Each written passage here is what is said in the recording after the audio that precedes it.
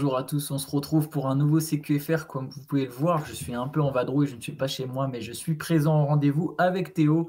On a réussi à évincer Shai qui a enfin un jour de repos. Théo, on va, on va C'est son parler. jour de repos C'est ce biannuel. jour. Grave, exactement. Là, c'est toute une fête en préparation chez Shai. Non, non, évidemment, on pense à Shai qui n'est pas là aujourd'hui, mais qui sera là demain, qui sera là aussi d'ailleurs au rendez-vous. J'en profite pour la draft. Euh, je crois, si j'ai bien lu le mail orga, j'en profite pour tout de suite faire un petit point. Je crois qu'il n'y aura pas de late session ce soir, mais qu'il y aura un live pour la draft le mercredi soir. Il y aura un live avec Shai et Ben. Voilà, Shai qui sera sur le pont avec Benjamin pour la draft. Évidemment, on va suivre ça de près. Mais aujourd'hui, on ne va pas forcément parler de la draft, Théo, on va parler des Lakers, on en a beaucoup parlé, mais en même temps, c'est le sujet sur lequel les journalistes basket se reposent très facilement. Et pour le coup, il y avait la première conférence de presse de J.J. Redick, conférence de presse que j'ai trouvée intéressante. Donc, il est officiellement le nouveau coach des Los Angeles Lakers. Il a beaucoup parlé, il est revenu directement sur son expérience, il a été malin. Hein. Avant même qu'il y ait une question, il a dit, je ne sais pas si vous avez entendu, mais j'ai jamais coaché en NBA. Il a ouais, pardon, vas-y. Non, tu sais, parce que franchement, t'as raison, il était malin. Et en même temps, je me suis dit, je sais pas s'il a mesuré à quel point ça va être réutilisé en même. Dès que les Lakers vont foirer une fin de match, parce que ça va forcément arriver, c'est pas grave. Mais dès qu'il y aura la moindre question, la moindre erreur, cette phrase va revenir le hanter sous forme de mème et de vidéo pendant un bon paquet d'années, je pense. Ouais, c'est fort possible, c'est fort possible. Si, mais bon, si c'est un bon paquet d'années, ça voudrait dire qu'il resterait longtemps aux Los Angeles Lakers. Il Et serait il a déjà un d'ailleurs, exploit. exactement, ou en tout cas sur un banc NBA, et il a dit, parce qu'il va arrêter les podcasts, hein, c'était quand même une question importante, on voulait tous savoir, même si je pense qu'on se doutait tous que ça allait s'arrêter. Il a dit, voilà, je mets ça entre parenthèses, je l'espère pour longtemps. Il a parlé de ses ambitions, c'est peut-être le premier truc sur lequel je vais te lancer Théo, parce qu'il a dit que pour lui, cet effectif n'était pas loin d'un effectif capable de jouer le titre, et que du coup, son ambition, clairement, dès la saison prochaine, c'est de jouer le titre. Est-ce que ça te paraît réaliste? Non. C'est simple et efficace. Non, mais je comprends la phrase de J.J. Redick. C'est vrai qu'il a. Ce qui était intéressant, c'est tout le passage où il dit qu'il n'était pas là pour prouver aux gens qui doutaient de lui qu'ils avaient tort, mais qu'il voulait être un grand coach NBA. Ça, j'ai trouvé ça intéressant parce que voilà, il s'inscrit quand même dans un processus. Il veut devenir un grand coach NBA. Il dit qu'il veut gagner des titres. Tout ça, c'est normal. Il veut tirer le maximum de ce que ses joueurs ont à offrir. Tout ça, je le comprends très bien. Par contre, de là à penser que c'est effectif, alors à moins que les Lakers aient encore une carte dans leur manche qu'on n'a pas vu venir pour cet été, mais je pense malgré tout, j'ai beaucoup de mal en fait à... Je pense que c'est une bonne équipe. Pardon, je vais commencer comme ça. Je pense que c'est une bonne équipe. Que ça peut être une très bonne équipe même. Ça c'est tout à fait possible. Par contre, j'ai du mal quand même à voir le potentiel qui leur permettrait de vraiment se faire une place parmi les contenders, surtout quand on voit finalement la jeunesse et les ressources des équipes qui sont au top. On l'a vu, les Celtics champions, ils sont jeunes. Les Mavs champions, finalistes, leur star, elle est jeune. OKC est en train de monter. Les Wolves qui ont fait un parcours incroyable, leur star, elle est jeune. Enfin, j'ai l'impression qu'au sommet de la hiérarchie, finalement, les équipes sont trop talentueuses et trop jeunes en l'état pour que les Lakers puissent vraiment se mêler à la course pour le titre, en tout cas. Ça veut pas dire qu'ils peuvent pas être ambitieux, ça veut pas dire que ça sera pas une bonne équipe. Je pense vraiment, encore une fois, que c'est une bonne équipe et potentiellement une très bonne équipe. Mais je pense que pour se mêler, voilà, se faire une place parmi les 4-5 meilleures équipes de toute la ligue, ça risque d'être compliqué. Ouais, je partage tout à fait ton avis. C'est-à-dire que j'ai un vent d'optimisme pour les Lakers, mais pas jusqu'au titre. Tu vois, je trouve que la finale de conférence en fait, de 2023 était très trompeuse, même s'ils ont perdu finalement, tous les matchs sont serrés, ils perdent 4-0, mais le fait d'accéder aux finales de conférence, pour moi, c'était trompeur. Je ne pense pas que Los Angeles était l'une des 4 meilleures équipes de la Ligue. Et du coup, pour moi, c'était irréaliste de viser le titre en 2024, donc cette saison, hein, la saison en cours. Et on l'a vu, ils font encore play-in, ils sortent au premier tour. Pour moi, c'était ça leur place. Mais j'ai un vent d'espoir pour la saison prochaine. Je pense qu'il y a vraiment des choses à faire du côté des Lakers. Mais comme toi, je me dis que c'est trop juste pour être vraiment dans la course pour le titre. Il y a un truc que j'ai trouvé intéressant. Je suis optimiste sur J.J. Redick. Moi, je ne vous le cache pas. C'est un truc depuis le début. Je suis intrigué par cette nomination. je le vois pas comme un sauveur potentiel, mais je me dis qu'il y a quelque chose. J'ai l'impression qu'il y a quelque chose chez ce mec en termes de basket. Et pareil, il a évoqué déjà un peu comment il comptait faire jouer Anthony Davis et les Browns. Moi, ça m'intrigue et je voulais avoir ton avis aussi là-dessus. Il veut mettre Anthony Davis au cœur de l'attaque, quelque chose qui a finalement jamais été vraiment fait, en tout cas pas depuis les Pelicans, ou qui a été fait par moment, mais pas de la même manière dont lui l'entend. Lui, il parle de hub, c'est comme ça qu'il a décrit. Donc, pour moi, quand je pense à un intérieur qui est la plaque tournante ou le hub de l'attaque où tout gravite autour, je pense à Nikola Jokic évidemment. Tony Davis n'a pas la même qualité de passe, mais je pense aussi finalement à un mec comme Bam Adebayo. Tu vois, j'ai l'impression qu'Anthony Davis, ça peut être un Bam Adebayo, peut-être en plus fort. J'arrive pas à voir sa qualité de passe, à quel point ça peut fonctionner, mais tu vois, je me dis que voilà, les Lakers qui tournent avec Anthony Davis au poste haut, ça l'implique plus en attaque, donc quelque part, tu as enfin un Davis qui serait peut-être un peu franchise player, avec des bons shooters autour. Il veut notamment faire plus shooter les Browns à 3 points, c'est un peu les indices qu'il a donnés sur le jeu. Ça m'intrigue et j'aimerais savoir toi ce que tu en penses. Est-ce que tu te dis que ça peut marcher ou est-ce que là déjà tu te dis non, non ça va se casser la gueule, Davis il n'a pas les qualités requises. Non, c'est intéressant. Alors, dans la philosophie, c'est intéressant parce que tu te dis, ce serait la logique. Hein, c'est enfin, on en parle depuis, je sais même pas combien d'années maintenant, de se dire, cette équipe des Lakers, à un moment, il faut que, finalement, elle tourne plus autour d'Anthony Davis que de LeBron, simplement pour des questions voilà, d'âge, pour que ça puisse, pour qu'elle puisse continuer à perdurer.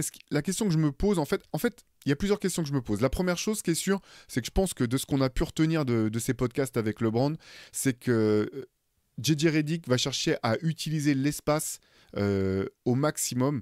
On sait qu'il déteste, enfin il le dit en plaisantant, mais il déteste le short corner, là, le dunker spot, là, le fait de mettre un joueur à cet endroit-là, ce qui est souvent l'endroit où était Anthony Davis dans les schémas offensifs des Lakers. Donc lui, il cherche, je pense qu'on risque de se retrouver avec des formules de jeu où on sera plus avec du 5 out comme peuvent jouer Boston, ou à vraiment du 4 extérieur, un intérieur, mais un intérieur plus loin du cercle que ce que pouvaient proposer sans doute les Lakers jusque-là. Le fait de faire d'Anthony Davis le hub de l'attaque des Lakers, c'est intéressant sur le papier. Moi, la question que je me pose, c'est est-ce qu'Anthony Davis est un shooter suffisamment fiable, du poste haut notamment, pour vraiment te permettre de jouer comme ça? Parce que pour que ça marche, il faut que tu représentes un danger qui fait que ton défenseur et la défense est quand même concentré sur le fait de ne pas te laisser simplement prendre des jumpers, des shoots du poste haut ou à mi-distance. Et moi, c'est la vraie question en fait. Parce qu'en fait, quand les Lakers sont champions en 2020, l'une des raisons pour lesquelles on se dit cette équipe vient de gagner un titre et elle peut peut-être en gagner d'autres, c'est le niveau justement d'Anthony Davis et sa réussite dans les tirs extérieurs, ce qu'il n'a jamais réussi à répliquer depuis. Et pour que ce système offensif des Lakers puisse marcher à plein régime, je dis pas que ça va pas marcher, mais pour que ça puisse marcher à plein régime, je pense qu'il faut que Anthony Davis puisse à nouveau être un danger finalement dans un secteur offensif plus loin que celui dans lequel il a brillé ces dernières années. Je leur dis encore, l'an dernier, il était exceptionnel, Anthony Davis. Il a été relativement peu blessé. Défensivement, il était incroyable. Offensivement, il était très bon. Mais pour jouer de cette manière-là, je pense que pour que ça fonctionne à plein régime, il faut qu'il puisse être fiable dans ce secteur de jeu. Ouais, je suis en train d'essayer de retrouver en même temps ces stats à mi-distance. Je sais qu'elles ont baissé. Je fais ça en même temps. Là, j'ai celle pour les playoffs. Allez, je vais prendre celle pour la saison régulière. Et non, et en plus, je ne suis pas allé sur la mi-distance. Allez, c'est pas grave. On n'aura pas le chiffre exact. Mais je partage ton avis. On sait que même son tir à mi-distance, justement, l'avait trahi. C'est pour ça que je voulais la stat exacte. Parce que là, à la limite, il n'aura même pas besoin de mettre forcément des 3 points, mais comme tu l'as dit, au moins à 5 mètres, être une menace permanente, tête de raquette. Voilà, tu mets 40% de tes tirs à mi-distance dans cette zone, tu sais que la défense va commencer à s'adapter et à pas te laisser cet espace de tir. Et là, du coup, ça crée des espaces, il peut y avoir des coupes. Un joueur comme Austin Reeves, je pense, peut se régaler avec JJ Redick parce qu'il aura forcément un peu plus de ballons en main. Et si Anthony Davis crée vraiment du jeu depuis le poste haut, je suis capable d'imaginer Reeves prendre des coupes dans le dos constamment. Je trouve bon sans le ballon, en fait, Austin Reeves. Et pas juste pour shooter, mais justement aussi pour se déplacer, et ça peut être des trucs intéressants. Par contre, ce qui m'étonne, tu vois, tu as parlé de 5-out et je suis tout à fait d'accord avec toi. J'ai aussi l'impression que Redick va vouloir jouer comme ça. Et pourtant, une des rumeurs qu'on entend sur les Los Angeles Lakers, alors toujours rumeur par définition, c'est à prendre avec des pincettes, ce serait éventuellement une arrivée de Jonas Valanciunas, une des cibles pendant Après, oui, ils veulent peut-être un grand Mais j'ai du mal à imaginer Valanciunas et Anthony Davis jouer ensemble, en fait. Mais en fait, ce qui est. Valanciunas, il est quand même relativement bon à 3 points, notamment dans le corner. Et ce qui était intéressant avec les Pelicans, c'est que parfois il faisait jouer Zion et Valanciunas ensemble, et c'était Valanciunas qui produisait du spacing en fait. C'est lui qui s'écartait au large. Donc je pense que c'est pas tout à fait impossible. Ce qui est sûr, c'est que si vraiment tu veux aller loin, et on l'a vu que ce soit avec les Nuggets ou même avec les Celtics, c'est que tu as besoin d'un grand qui puisse protéger le cercle, et parfois tu as besoin d'en avoir plus d'un, parce qu'en fait le truc c'est effectivement, on en revient finalement quels sont les objectifs vraiment de la franchise. On a entendu les objectifs de JJ Redick, à voir malgré tout comment la franchise voit les saisons qui viennent. Et puis après, on parlera certainement de LeBron, je pense. Mais tu as besoin quand même d'avoir ces grands qui vont protéger le cercle, qui vont écarter les défenseurs adverses. Moi aussi, j'ai un petit peu de mal à voir le fit, Valanciunas et Anthony Davis. Mais si c'est sur certaines période, sur certains moments, ça me semble pas impossible. C'est plus en défense que ça me fait un peu peur. Tu peux quand même un peu plus facilement aller chasser au large. Enfin, tu as deux grands. Bon, après, les Timberwolves ont aussi deux grands. Il y a Jeremy Grant aussi parmi les cibles annoncées des Lakers. Tu vois, pour le coup, lui, je pense serait le poste 4 parfait si Anthony Davis jouait 5. Tu vois. Oui, parce que là, même, tu peux même quasiment switcher les 5 joueurs, en fait, quand tu as Jeremy Grant, même avec Anthony Davis, parce que les deux, malgré leur taille, ont cette capacité quand même à défendre sur des joueurs plus petits par leur vélocité, la longueur et tout. Là, effectivement, je trouverais ça le fit plus simple. Voilà, un 5 avec Reeves, LeBron, Grant, Anthony Davis. Et alors à la main, est-ce que ça sera D'Angelo Russell? Est-ce qu'ils vont Gabe Vincent va être promu? On ne sait pas trop, mais ça me semble intéressant. LeBron, c'est D'Angelo Russell qui va choisir, de toute façon. C'est lui qui a l'option. C'est lui qui a l'option, ouais. Il me semble, ouais. Ouais, mais ils peuvent toujours le transférer, du coup, aussi. Oui, mais c'est plus dur quand c'est un joueur à qui reste plus qu'une année. Mais oui, tu as raison. Et du coup, LeBron, pour le coup, lui aussi a une option, mais on sait qu'il va renoncer à sa dernière année de contrat. Il pourrait signer un contrat max sur 3 ans aux Lakers. Ça, c'est le dernier truc que j'ai lu. Ça me semble énorme, 3 ans de LeBron au max. Tu te vois continuer 3 ans? Du mal à imaginer LeBron continuer 3 ans, personnellement. Je pense pardon, les Lakers sont prêts à lui offrir 3 ans. C'est ça exactement la rumeur. Je pense que c'est ce qui va se passer. Honnêtement, on l'a vu les dernières saisons de Kobe, les Lakers ont mis tout de l'argent sur la table pour garder Kobe jusqu'au bout, faire en sorte qu'il prenne sa retraite avec le maillot des Lakers. Je pense que d'un point de vue legacy, place dans la ligue, je serais pas étonné que les Lakers fassent ça, et je pense que LeBron va rester. Mais tu le vois jouer 3 ans? Pas forcément, mais on sait comment c'est. 3 ans, il faut savoir qui a la dernière option, dernière année, est-ce qu'elle est optionnelle. Ça veut pas dire que tu es obligé d'aller au bout de ton contrat non plus. Hein. Tu peux jouer 2 saisons, prendre ta retraite. Ce qui est sûr, c'est que en termes de sécurité et de salaire, voilà, je pense que moi, je serais pas du tout étonné que ça soit effectivement vers ça qu'on se dirige. Allez, je te propose qu'on enchaîne avec une autre équipe, avec les Cavs, qui eux aussi ont nommé leur nouveau coach. C'est Kenny Atkinson.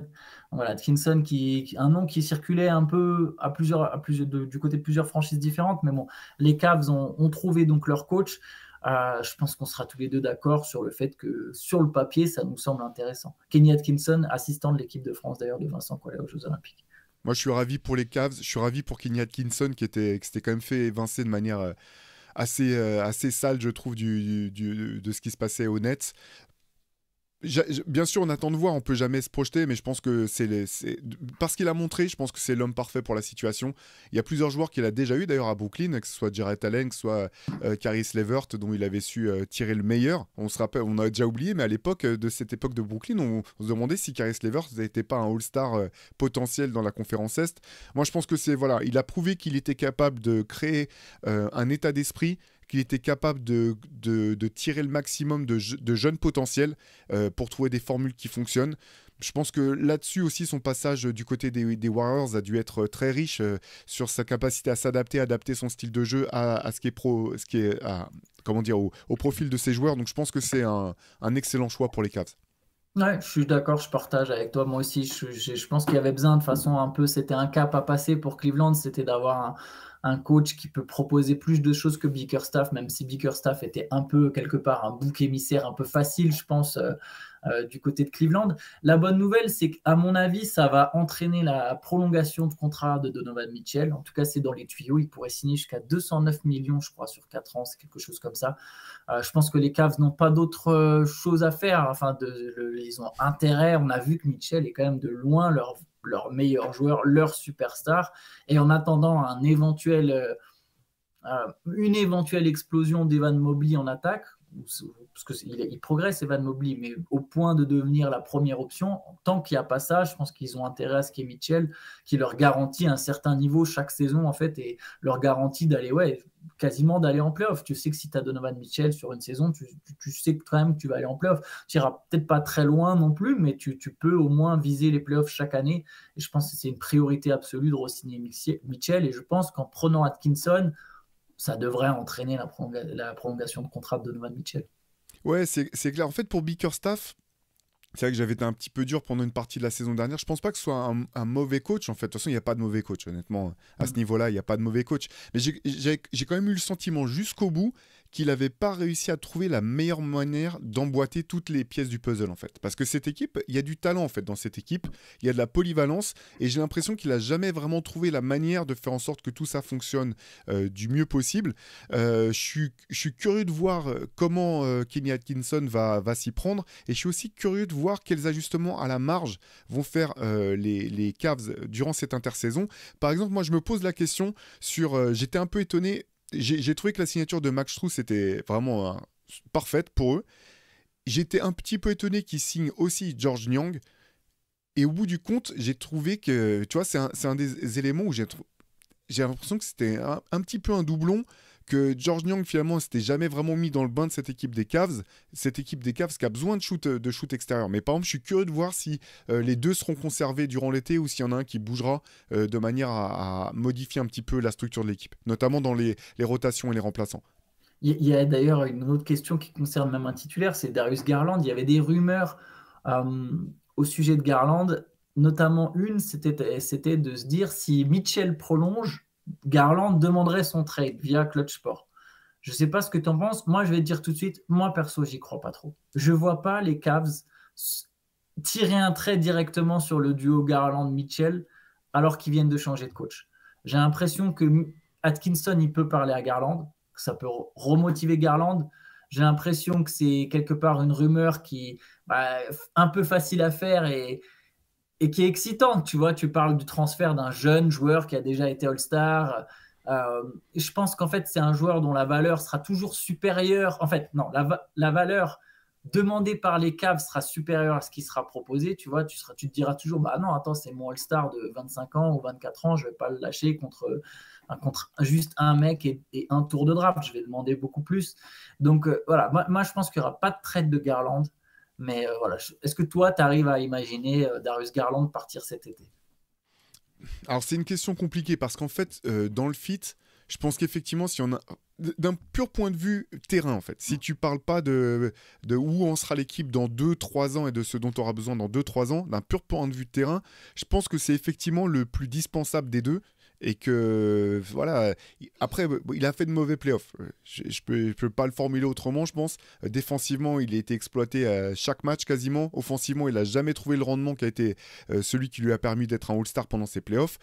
Donc, effectivement, si tu veux dire, ce serait la solution la plus simple. Voilà, le plus simple. Par contre, je te rejoins complètement dans le sens où finalement, les Cavs sont pas pressés. Il va signer Donovan Mitchell, c'est sûr, parce qu'en fait, pour eux, les Cavs n'ont pas le choix. Et Donovan Mitchell, de toute façon, il peut signer sa prolongation. Et après, si ça lui plaît pas, dans 2 ans, dire je veux me barrer. On a bien vu que c'est comme ça que ça se passe tout le temps. Au bout du compte, les mecs signent quasiment tout le temps la prolongation de contrat. Donc ça pose pas de problème. Et finalement, donc ils sont pas vraiment sous pression, les Cavs. Et je pense qu'effectivement, avec un nouveau coach, Garland est un joueur talentueux, jeune, avec du potentiel pour progresser dans certains aspects. Défensivement, je suis un peu plus... voilà, je m'inquiéterai un petit peu plus, mais offensivement, je ne pense pas qu'effectivement que ces playoffs soient l'image, soit un instantané définitif de ce qu'il pourra apporter. Donc je pense effectivement que tu ne le traites pas cet été dans tous les cas. Tu regardes ce que tu as.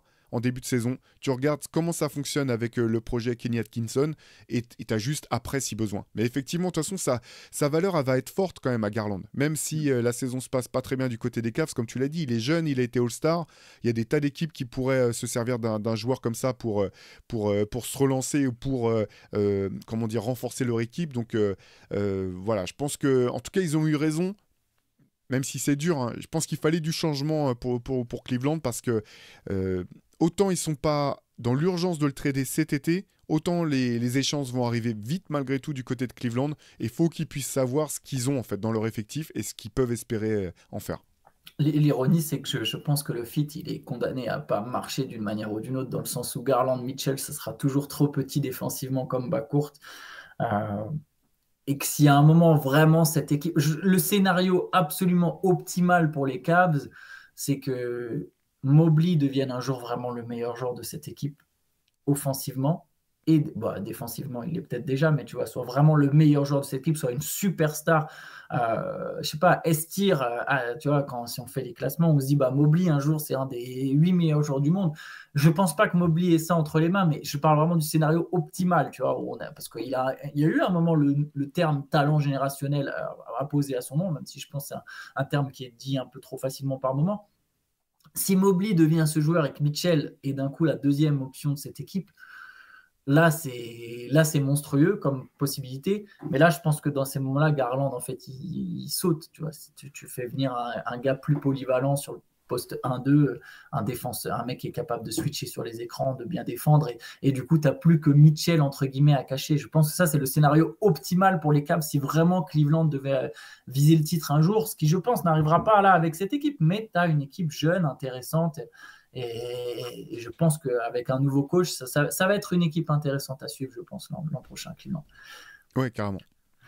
On peut faire un petit tour sur les rumeurs du moment. J'en ai vu quelques-unes. J'ai vu notamment que, pardon, pas une rumeur, mais Scottie Barnes devrait a priori signer un contrat max, 270 millions quand même sur 5 ans. Ça me semble logique, Théo. Normal, de toute façon. Et franchement, l'an dernier, il a encore été très bon. Hein. Il est jeune, il est hyper polyvalent, il n'est pas du tout arrivé au bout de sa progression. Il montre des progrès dans le tir extérieur. C'est la logique complète, je pense, cette signature. Ouais, moi, je l'ai trouvé très bon aussi l'an dernier. Playmaking, tout. Oui, comme tu l'as dit, tir extérieur. Il y a une vraie star qui se développe. Enfin, ouais, c'est une star. Il y a une vraie star. C'est peut-être pas superstar, mais il y a une vraie star qui se développe du côté de Toronto. Donc, c'est logique qu'ils prennent son contrat max. Surtout, c'est les contrats max extension à l'issue d'un contrat rookie. Donc, généralement, si tu as un bon joueur, en fait, tu lui donnes le prix. Et souvent, le prix, ça vient être le max parce que les joueurs sont en semi-position de force dans cette situation. Et du coup, c'est logique que Barnes prenne le max. J'en profite parce qu'en fait, je sais que les sommes parfois peuvent interpeller, tu dis ça n'a pas de sens, mais en fait, même pour le club, même pour l'équipe, c'est une garantie aussi, parce qu'en fait, tu dis, de toute façon, ce joueur-là, on l'a sous contrat pour tant d'années à tel prix, ce qui nous permettra, même si ça se passe mal et qu'on doit s'en séparer, d'avoir une forte valeur marchande qui nous permettra de récupérer d'autres choses en retour. Donc en fait, c'est gagnant pour le club, pour l'équipe, pardon, comme pour le joueur. Ouais, il n'y a que quand il y a une blessure ou qu'il y a un joueur vraiment Ouais. qui se rétame complètement après avoir signé son contrat. Il n'y a que dans ces moments-là que tu te retrouves un peu bloqué. C'est au final des situations rares. La plupart du temps, tu es bien content d'avoir Barnes à Toronto pendant 5 ans de plus. Ou je pense même à...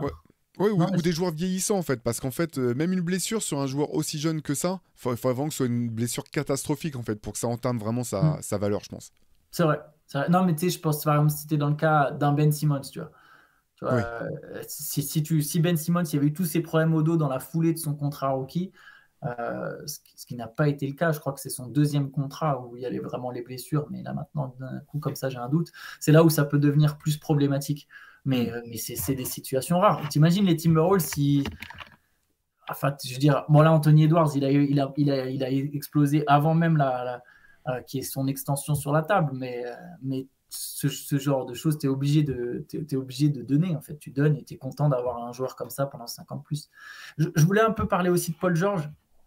Ce que j'ai vu sur Paul George, donc les dernières rumeurs en ce moment sur Paul George, c'est le fait qu'il serait prêt à signer aux Clippers, mais peut-être pour forcer son trade. Ça, c'est la dernière discussion du moment. C'est Paul George, pas forcément free agent, mais pas forcément pour signer ailleurs, mais plutôt pour signer aux Clippers et avoir un sign and trade dans la foulée. Et là, on aurait 2 cibles, Théo, les Warriors et les Knicks. Qu'est-ce que ça Ouais, t'inspire? ben, on parlait un petit peu de l'option Warriors avec Shai hier matin. Et effectivement, on revenait sur cette histoire de sign and trade. Parce qu'en fait, je pense aussi qu'avec le nouveau salary cap et les différents aprons, là, comment dire, les seuils. Enfin, c'est compliqué à expliquer en français, je sais pas comment dire. En fait, c'est Comme pas si un hard cap dans le seuil sens. Voilà. seuil de luxury tax, où plus Voilà. tu passes un seuil, plus tu as des amendes de plus en plus salées. Voilà. Je vais vous donner un faux chiffre de comparaison, mais par exemple, disons que dans le first apron, tu payes 1 euro pour 1 euro dépensé au-dessus du cap. Donc, si tu as 10 millions au-dessus du cap, tu as 10 millions de taxes en plus. Puis après, imaginons, ça devient 2 dollars sur chaque dollar dépensé au-dessus du cap. Donc, pour 10 millions, tu payes 20 millions, etc. Quelque chose comme ça. Oui, voilà. Et donc, avec ce nouveau principe, sur les contrats, tu dois échanger, la valeur doit être équivalente dollar pour dollar, en fait. Ça va être vraiment au prix juste. T'as pas de possibilité vraiment de, comment dire, de dépasser ou de dépasser ce que tu vas recevoir. En fait, tu peux pas, si tu envoies un joueur qui coûte 40 millions la saison, tu peux pas recevoir un joueur qui va coûter 40 millions et 500 000 dollars. Il faut que ça soit au dollar près. Et en fait, le sign and trade te permettrait aussi d'ajuster pile ton contrat à comment dire, à la valeur du joueur que tu veux recevoir en retour, en fait. C'est pour ça aussi qu'il y a ces rumeurs, je pense, autour d'un sign and trade possible. Pour les Warriors, alors c'est un petit peu ce qu'on disait avec Shai, l'avantage avec Paul George, en fait, c'est qu'il est compatible avec les 30 équipes de la ligue. Tu le mets dans n'importe quelle équipe, n'importe quel système, le fit, il est parfait tout de suite. Donc, effectivement, je le verrais fonctionner avec les Warriors, comme je le verrais, il serait parfait au Knicks. Je pense que toutes ces options, d'un point de vue basket, sont bonnes. À voir par contre ce que les Clippers pourraient récupérer en retour. C'est plus ça la question, parce qu'en fait, je pense que les Clippers, j'imagine qu'ils ont compris que pour le titre, ça serait pas avec ce groupe-là en tout cas. Un petit peu comme pour les Lakers, parce que le train est passé, quoi. Il y a d'autres équipes plus fortes, plus jeunes, je pense, qui leur passent devant. Par contre, ils veulent avoir une équipe compétitive. L'avantage pour eux, c'est qu'avec Paul George, ils auront une équipe compétitive. Et s'ils le trade, en choisissant les bons éléments en retour, je pense qu'ils auront malgré tout une équipe compétitive. Ça ne veut pas dire qu'elle sera aussi forte que celle-là, mais je les vois pas retomber dans le bas de la conférence Ouest, ou du moins se retrouver complètement à la rue, quelle que soit la solution. Le problème dans un trade aux Warriors, c'est que déjà, t'es pas vu que Paul George, c'est un sign and trade, tu n'es pas vraiment en position de force. En fait, ce que tu récupères, c'est parfois des fois juste symbolique. Tu vois, c'est pas comme un vrai trade, en fait. Parce que Paul George, il peut toujours dire, bon, bah, vous m'arrangez pas, bah, tant pis, je suis free agent et je pars où je veux. Et bon, ok, je n'irai pas aux Warriors parce que vous m'avez fait chier, vous avez refusé l'offre des Warriors, mais dans ce cas-là, je me barre et vous obtenez rien, tu vois. Donc, quelque part, tu peux pas, par exemple, les Clippers, ils peuvent pas aller demander un Trace Jackson Davis. Ils peuvent évidemment pas aller demander un Jonathan Kuminga, tu vois. Tu peux pas aller Oh, je chercher pense un que jeune. tu peux, ouais, je pense que tu peux aller chercher un Kuminga, hein, c'est quand même Non, non, bah non, je pense pas. Pourquoi les Warriors ils lâcheraient Kuminga? bah, pour avoir Paul George. Parce que eux, les Warriors, ils peuvent pas rajouter le salaire de Paul George directement à leur masse salariale, en plus de tout ce qu'ils ont. Ils vont être obligés de lâcher du lest. Oui, bien sûr. Bah, dans ce cas, en fait, bah, pour les Warriors, c'est un peu pareil que les Clippers. C'est bon, bah tant pis, on fait un trait sur Paul George et on se tourne vers une autre option, tu vois. Mais je suis pas convaincu que les Warriors ils lâchent Kuminga pour Paul George. Vraiment pas. Après, peut-être que je me trompe, hein. Peut-être que je me trompe. Moi, ce que je vois, c'est ils ont garanti le contrat de Kevin Looney parce que Kevin Looney, tu peux soit le garder, soit l'inclure effectivement dans un trade. Il y a une piste intéressante, c'est que Chris Paul, ils peuvent garantir son contrat et bon, je ne suis pas sûr que les Clippers l'acceptent, mais Chris Paul pourrait intéresser les Clippers. Ok, ça, c'est un fait. C'est une rumeur.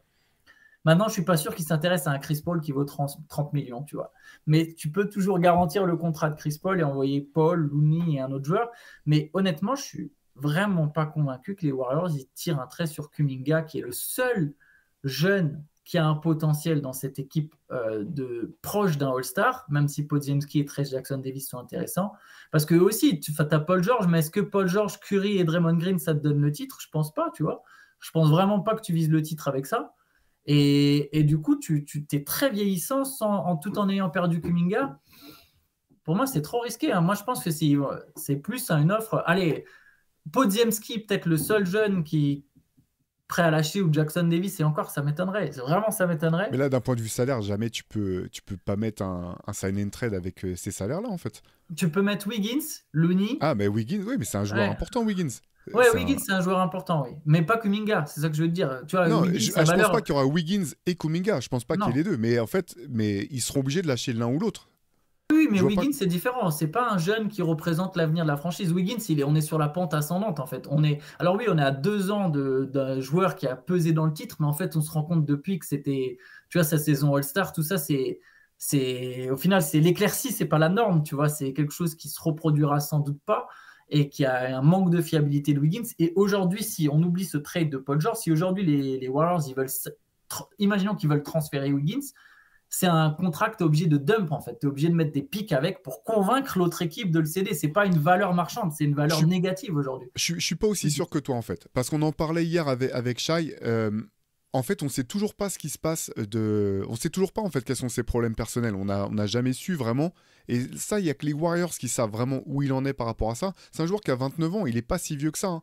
C'est un joueur qui a que 29 ans, qui est un bon joueur NBA, effectivement, qui sort de 2 saisons compliquées. Et là, c'est là que je dis, en fait, il y a vraiment que les Warriors qui savent où il en est. Mais moi, je suis pas si sûr que ça. Je te dis pas qu'il va retrouver son niveau de 2022, mais ne serait-ce que s'il retrouve son niveau normal, en fait, ce qui a été son niveau, c'est un joueur pour moi, c'est un très bon joueur NBA, en fait. Si tu retrouves le Wiggins normal, c'est un très bon joueur NBA qui a une vraie valeur. Et en fait, tu le mets, le Wiggins normal, aux Clippers, je dis pas que c'est Paul George, hein, c'est pas ça que je dis du tout, mais c'est pas si mauvais, en fait. Moi, je dis pas que c'est un mauvais joueur, en fait. Mais c'est pas Parce que ça. même Moi, sa je suis valeur, plus. même son contrat, tu vois, avec l'évolution des salaires, c'est pas un mauvais contrat. Je suis pas sûr que tu sois à ce point-là, que ça soit à ce point-là un boulet difficile à dégager de son effectif, quoi. Je suis d'accord. 26 millions, c'est pas 40 millions au final. Mais par exemple, tu vois, pendant la saison dernière, il y a eu des rumeurs, ils ont essayé de transférer Wiggins. Il fallait mettre des pics. Ils ne pouvaient pas le transférer comme ça, il n'y a personne qui en voulait, il fallait mettre un premier choix de draft. Après, je suis d'accord avec toi au final. 26 millions, je suis allé justement checker son salaire pendant qu'on parlait parce que au final, 26 millions, tu as une équipe qui pourra le prendre, tu vois. Tu as une équipe qui pourra le prendre. Je ne suis pas sûr que tu puisses récupérer vraiment un joueur intéressant au-delà d'un. Là, dans le cadre de Paul George, oui. Mais je ne voyais pas Wiggins comme une pièce pour l'avenir des Warriors. Tu vois. Genre, oui, Kuminga, je me dis, c'est leur jeune qui a un potentiel proche d'un All-Star qui ne voudront pas lâcher. Tu vois. Je pense pas non plus qu'il sera All-Star. Je vois pas du tout ce Mais moi non potentiel pour plus. Kuminga, mais je comprends ce que tu veux dire. Mais Ouais. proche, j'ai dit proche. Moi non plus, je pense pas. Mais c'est pas tant ce qu'on pense nous, c'est plus le risque que tu prends, tu vois. Et je suis pas convaincu. Peut-être que je me trompe, on verra, mais je suis vraiment pas convaincu que les Warriors soient prêts à lâcher Kuminga dans un deal, en fait. Sauf si c'est un deal pour un joueur qui aurait 26 ans et qui serait en train de monter, tu vois. Mais là, un Paul George souvent blessé de plus de 30 ans, je pense vraiment pas que les Warriors ils l'incluent dans un deal. Mais Ok, bah bon. on verra. Non, Ouais, après, tout dépend dans le deal, tout dépend quels sont les tenants des autres. Mais de toute façon, juste avec le salaire de Kuminga, ça peut pas. Enfin, de toute façon, oui, ça marche ça pas. pourrait pas être juste Kuminga dans tous les cas, quoi. Oui, faudrait que ça soit Wiggins, Looney et je sais pas, Gary Payton. Tu vois, Moi, là, Wiggins. je trouverais ça trop pour les Warriors, en fait. Ouais. Sinon, il y a toujours ce truc dont je parlais, c'est tu valides le contrat de Chris Paul, Looney et Gary Payton. Je reste sur ça, allez, je reste sur mon Gary. Et encore, Gary Payton, je sais pas. Si c'est un J'ai du sign mal à and... voir, Parce que j'ai du si mal c'est à un voir ce sign and trade, trade. les Clippers peuvent choisir. C'est pas non plus Paul George qui détermine tout, hein. Non, mais en fait, on l'a vu dans ces situations, quand il y a un mec qui est free agent et qui fait un sign and trade, sa franchise, en fait, elle se contente d'avoir déjà une contrepartie sur un mec qui part libre. Parce que Paul George, faudrait qu'il ait vraiment envie de jouer aux Warriors, tu vois, à ce point, pour qu'on se dise, ah bah, que les Clippers, c'est un peu un droit de choisir en mode, ah bah non, attends, tu veux vraiment aller aux Warriors, ben nous, on te laisse aller aux Warriors que s'il y a ça. Ouais, comme je l'ai dit, Paul George, il peut juste dire, ok, vous me faites chier, ben, je vais à Orlando. Orlando, il me file le max sur 4 ans, il me file mes 200 et quelques millions, je vais à Orlando. Philadelphie, bon, apparemment, il y a cette rumeur comme quoi les Sixers s'intéressent un peu moins à Paul George. Parce que pareil, c'est un peu pour faire baisser la valeur, mais quelque part, tu vois, il peut toujours dire, bah, je vais à Philly. Je suis sûr qu'il y a plein d'autres équipes, même les Knicks, tu vois. Les Knicks, il y a toujours l'option de signer un sign and trade avec les Knicks. Il y a d'autres équipes, il y a plein d'autres. En fait, un Paul George, vu c'est une star que tu peux insérer facilement dans un système, il y aura plein d'équipes intéressées. Donc Paul George, à un moment, il peut toujours dire aux Clippers, bah, vous me faites chier, je vais signer là, et puis voilà, puis vous récupérez rien, et puis tant pis pour vous. Et donc moi, je suis vraiment pas sûr que les Clippers soient en position de force. À partir du moment où le mec il est free agent, tu vois, les gars, la contrepartie, elle est presque symbolique, quoi. Je serais pas allé jusqu'à dire qu'ils sont en position de force, mais je pense pas qu'ils vont se retrouver le bec dans l'eau. En fait, c'est simplement ça, quoi. Je pense qu'ils vont s'en sortir et que l'an prochain, ils auront une équipe qui sera quand même compétitive. Ce qui ne veut pas dire qu'ils joueront pour...